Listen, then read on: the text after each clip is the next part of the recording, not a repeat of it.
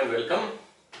New case in regression or linear regression classical approach, and this time the case is regression analysis for a group data or bivariate frequency distribution. The data is regarding marks in mathematics out of 40 and marks in economics out of 40. These are the number of students whose marks are classified here.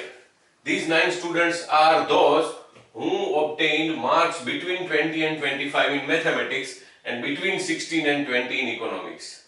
These 6 students are those who obtained marks between 20 and 25 in mathematics and between 20 and 24 in economics. In the same way, we can interpret all these frequencies. These are the common frequencies of X and Y. We are using X for marks in mathematics and Y for marks in economics. And as we know that in correlation and regression, both the variables are independent as well as dependent on each other at the same time. Now, the part of preparing or completing this table is exactly the same which is in the case of correlation for grouped data. Let's first of all complete this table.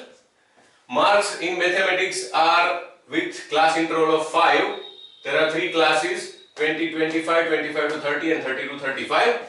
Similarly, there are 3 classes for marks in economics, 16 to 20, 20 to 24, 24 to 28. That means class interval in case of marks in economics variable Y is 4. Class interval is very important in this kind of problems. Now, first of all, total of frequencies, horizontally as well as vertically. 9 plus 14, 23, 6 plus 11, 17 plus 3, 20, and this is 7. So total comes to 50. Vertical total is 9 plus 16, 15, 14 plus 11, 25, 3 plus 7, 10. Horizontal total is also 50, and it must be tallied horizontally as well as vertically because this is common and which we are going to use everywhere for the purpose of various calculations. Now, first of all, we are going to write mid values, and as we know that mid value means lower limit of the class interval plus upper limit divided by 2. It is 22.5 first, then 27.5 and 32.5 in case of marks in mathematics, and it is 18, 22 and 26 respectively in case of marks in economics. Now we are going to determine U as well as V, the new variables after changing the origin and scale of X and Y respectively. Because this kind of numbers, rather use of this kind of mid values directly will make the numbers to be substituted in formula very large. So we are trying to get a small summation of each and every column and row as possible. So we are going to change the origin as well as scale of the variables. But we should be well aware that coefficients of regression are independent of change of origin but not scale. That means if we subtract or add any number to the original values of the variable, there will be no change in the values of byx as well as bxy. But if we multiply or divide these original values by any number, then byx and bxy will change. So we have to give the reverse effect of this kind of change of scale at the time of calculating byx and bxy. Now, first of all, let's define U and V. What will be U for us and V for us? For this purpose, we need to select mid value, and I suggest either we should select the mid value exactly in the center or mid value exactly against the highest frequency. I personally suggest in this particular case or in any case where there are odd number of classes to select the mid value exactly in the center so that positive and negative values will be equal on both the sides. So in this case, U will be all mid values of X minus 27.5 divided by Let's write me the formula first so that you can understand everything. Mid value of x minus assumed mean divided by class interval of x. That will be mid value of x minus the mid value exactly in the center. We are going to take it as assumed mean of x divided by class interval phi. Similarly, from y we can derive new variable v by changing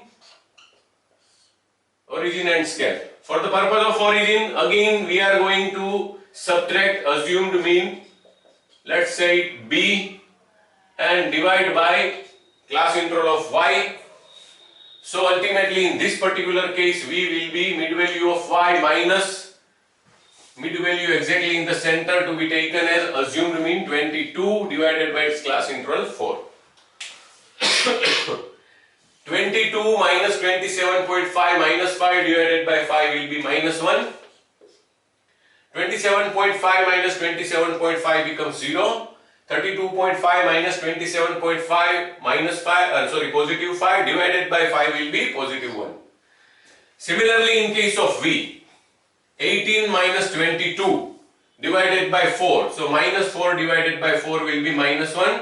22 minus 22 0. 26 minus 22 positive 4 divided by 4 is positive 1. Now let's repeat these values of v and u respectively here also, so that the preparation of other useful columns and row between becomes very easy. This is f into v, fv. That's why I am repeating this column here.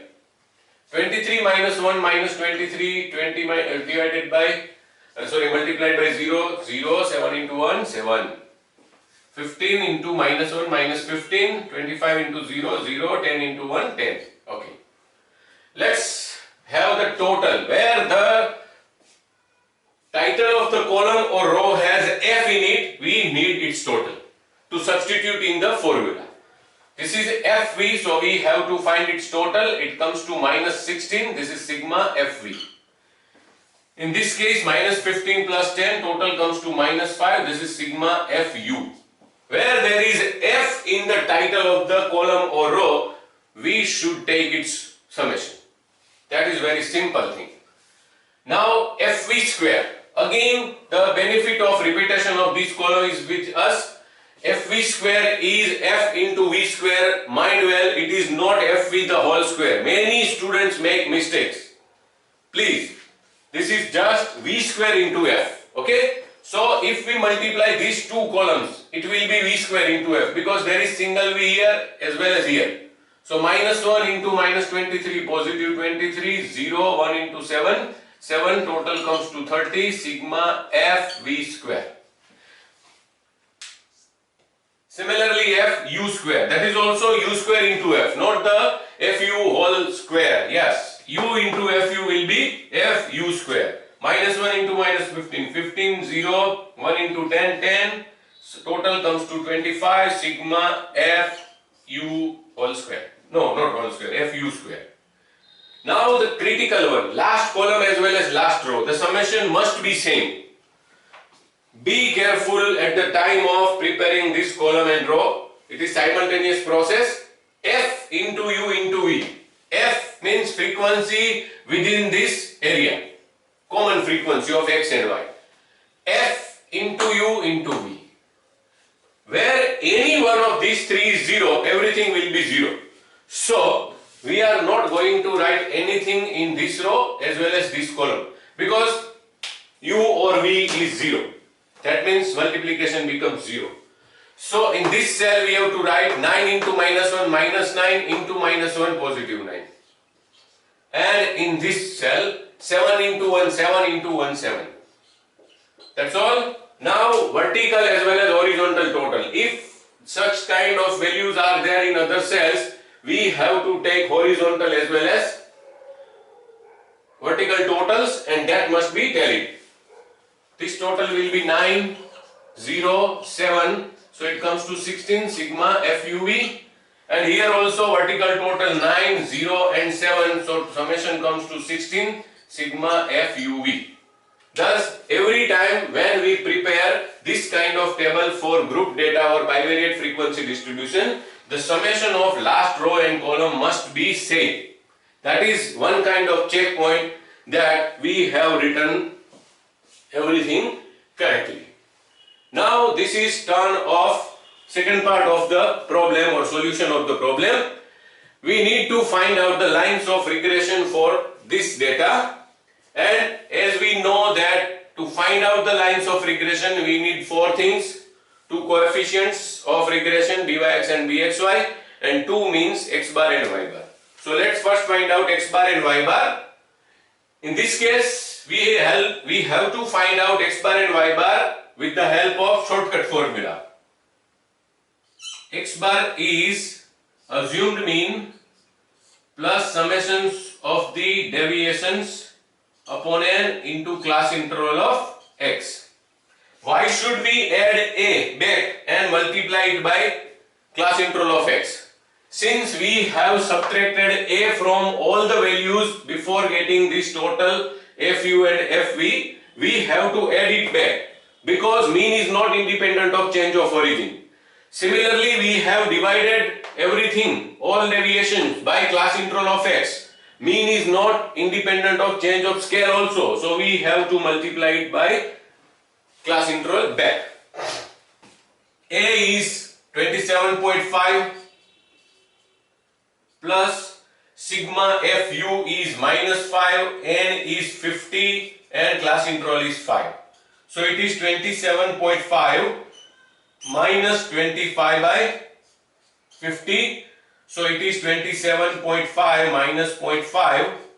Therefore, x bar or mean of x comes to 27. In the same way, we calculate y bar, assumed mean plus summation of the deviations, and it will be 22 plus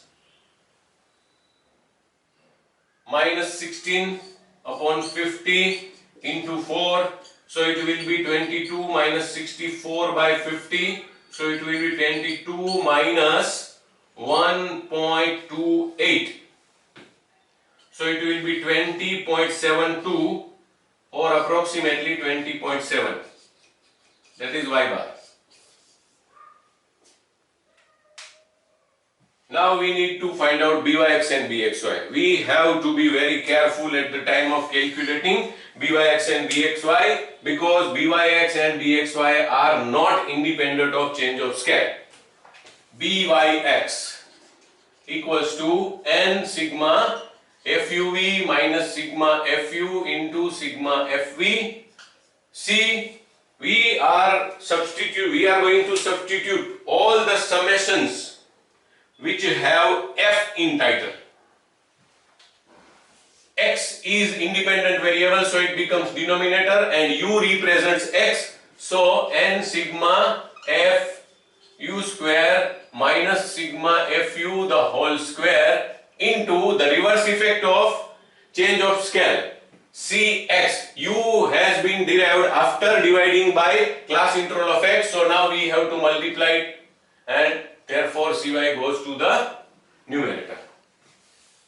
Now let's substitute the values. N 50, sigma Fu is 16 minus sigma Fu minus 5, sigma Fv minus 16 upon N 50, sigma Fu square is 25 minus sigma Fu minus 5 the whole square. So it is 800 minus 80, is it? Yes, 50 into 16, 800. Minus 5 into minus 16 is minus 8, positive 80. But this minus sign is because of the formula. 50 into 25, it is, say, 1250. Minus 5 square 25. So it comes to 720 upon 1225. Therefore, Byx comes to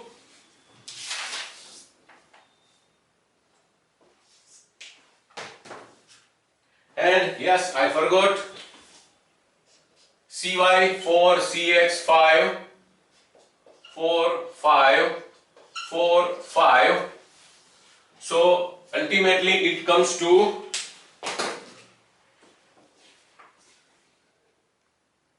720 into 4, that means 2880 divided by 1225 into 5, that means 6125. So Byx is 2880 divided by 6125, that means 0.47. See, even we the teachers can also forget to multiply or divide, rather reverse effect of change of scale. Be careful. As a student, I had also made this mistake many a times, because it is extension of formula, some kind of unusual thing. So every time please be careful. Let's calculate Bxy. Bxy equals to n sigma FUV minus sigma FU into sigma FV upon n. Now y is the independent variable, so v represents y and it will become denominator.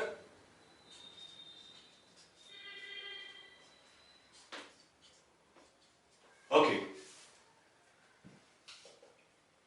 Same thing, same numerator. 50 into sigma f v square is 30. 50 into 30 minus 16 square. Minus 16 square rather. Numerator is same. 800 minus 80. Yes. Denominator is 1500 minus 256. So it is 720 upon 1244 into 5 upon 4. So it is 3600 divided by 4800 plus 176, 4976. So Bxy comes to 3600 divided by 4976. 0.723, approximately 0.72. Again I repeat, be careful in this kind of problems having group data or bivariate frequency distribution. We have to give the reverse effect of the change of scale. It is something unusual and there are greater probabilities of forgetting it. So please be careful. Now we have two means and two coefficients, so we can find out the lines of regression. Number one, that is of y on x. Standard form is y estimated equals to a plus bx, where b stands for byx. But first of all, we have to find out a, that is y bar minus byx into x bar. And y bar is 20.7 minus byx 0.47 into x bar 27. So it comes to 20.7 minus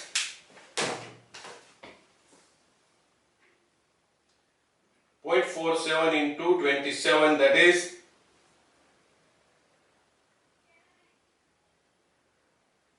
12.69.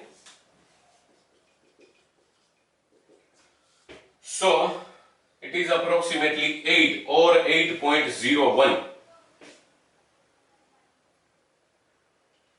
It is approximately 8.01. Okay. So the equation will be, equation of line of regression of y on x will be a 8.01 plus byx means 0.47 x. This is the line of regression of y on x. Similarly, the line of regression of x on y, x estimated equals to c plus by, where b stands for bxy. Let's first find out c, that is x bar minus bxy into y bar. X bar is 27 minus bxy is 0.72 and y bar is 20.7, or you can take the exact value 20.72, but it is also not exact because it is exact value, sorry, I have rounded off it to 20.7, but you can take 20.72 also. That is 27 minus 0.72 into 20.7.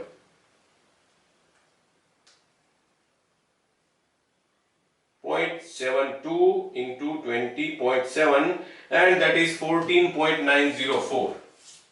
14.904. Therefore, C is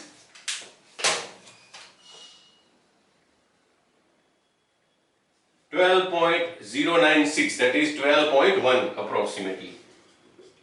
So, now we can say that x estimated equals to 12.1 plus 0.72y. This is the line of regression of x on y. If we substitute known value of x in this line of regression of y on x, we can have the estimated value, relevant estimated value of y. Similarly, if we substitute the known value of y in this case, we can have the relevant estimated value of x. In this case, x is independent variable and y is dependent. In this case, y is independent variable and x is dependent. This is somewhat unusual because in mathematics, our basic axiom is y is always dependent variable. But in correlation and regression, we believe that x and y both are independent as well as dependent on each other at the same time.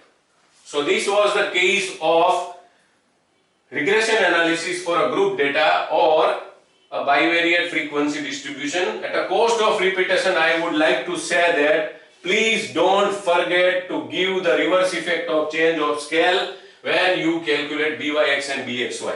It is easily forgettable. Even I forget sometimes it. You have also seen in this case. So please be careful. That's it. Thank you very much.